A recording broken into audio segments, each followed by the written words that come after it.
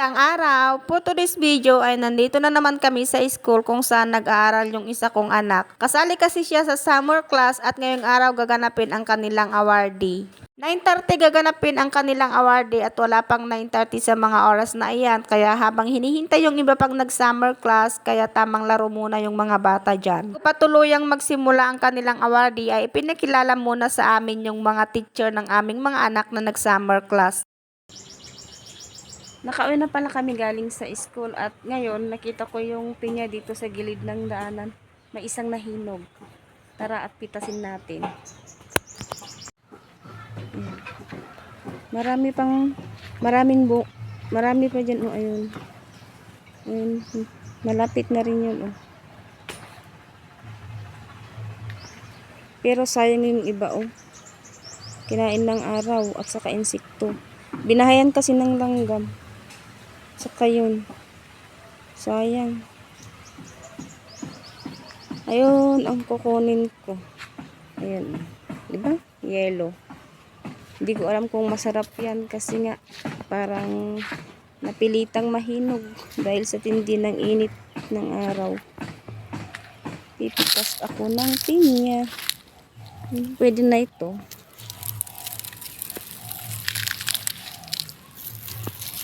Ay, yan. Ang cute.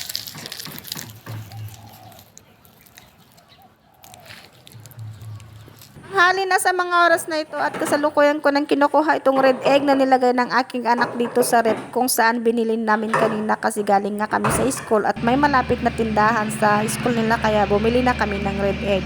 Madali ang ulam lalo na kapag lumabas at tinanghali na sa pag-uwi. At habang kami ay nagpapahangin dito sa bangsal or balkon dito sa harap bahay, may biglang dumating naman na ganyan o yung machine, yung makina na malaki na nag-aararo ng lupa. Inararo itong kapitbahay naming lote kung saan tinataniman nila ng mais mani.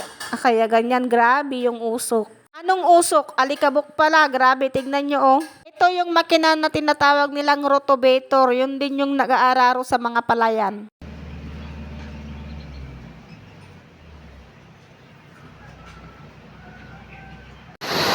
Maulan.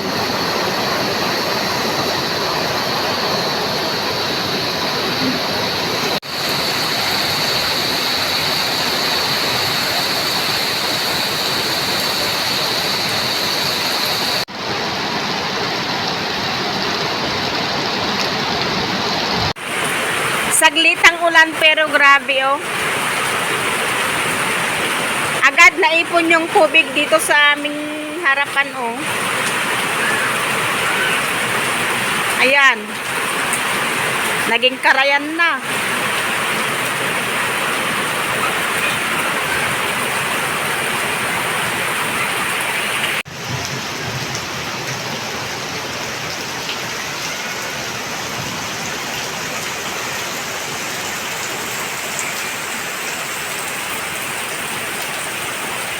At dito sa harapan namin na inararo kanina ng makina, tingnan niyo. Yeah. Grabe yung lakas ng tubig. Nanggagaling lahat doon, papunta rito. Medyo mababa kasi dito banda sa amin. Itong tubig na naipon naman dito ay nanggagaling doon sa oh. Diyan sa kabila at saka yung nanggagaling dito sa taas. Grabe ang tubig ulan, naipon.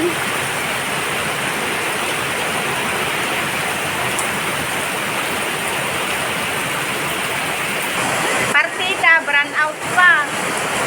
Biglang ulan kanina, maya-maya pa, nawalan na rin ng ilaw. Kaya ayan, madilim.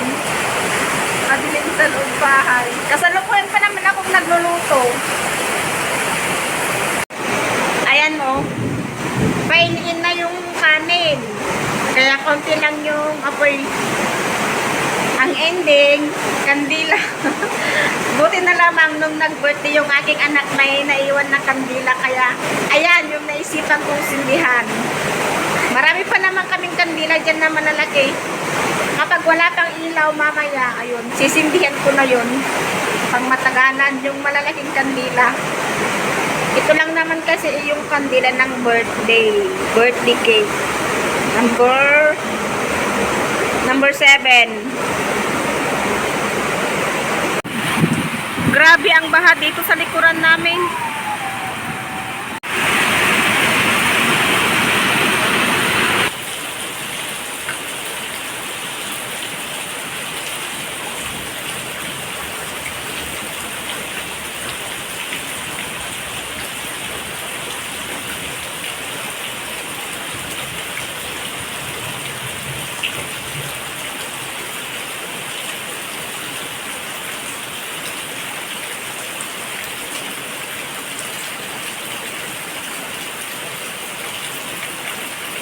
Paldo yung pato, may nahuling ano yan, yung maingay kapag umuulan, yung malaki ng tiyan na crab.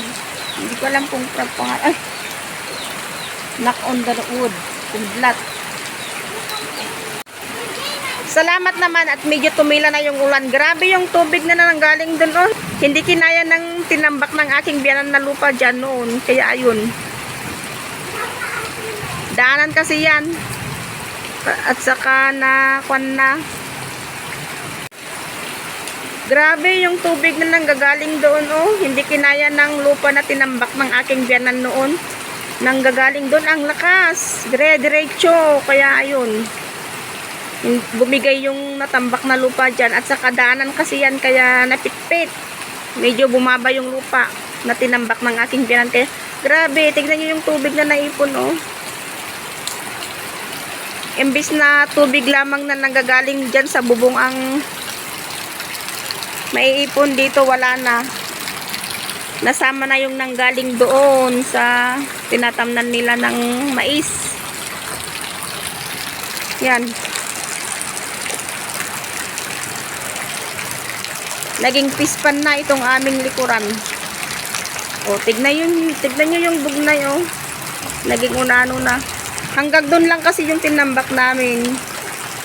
Kinaya ng budget. Hanggang dyan. Ayun, oh. Dyan. Pero, grabe yung ulan. Naipon lahat ng tubig dito na nanggaling doon.